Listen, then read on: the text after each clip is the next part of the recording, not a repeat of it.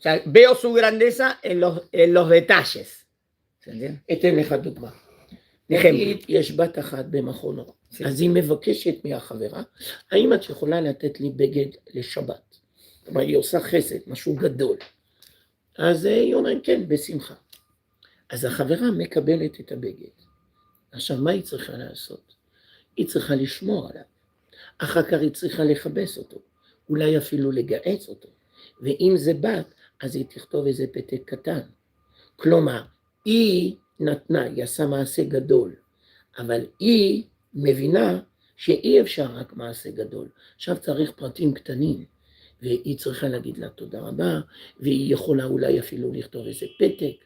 כלומר, מה שעושה את הדבר האמיתי, משמעותי, זה לא החסד, אלא זה כל הפרטים הקטנים שצומחים מתוך החסד. אם יבוא אדם ויגיד, כך, בשביל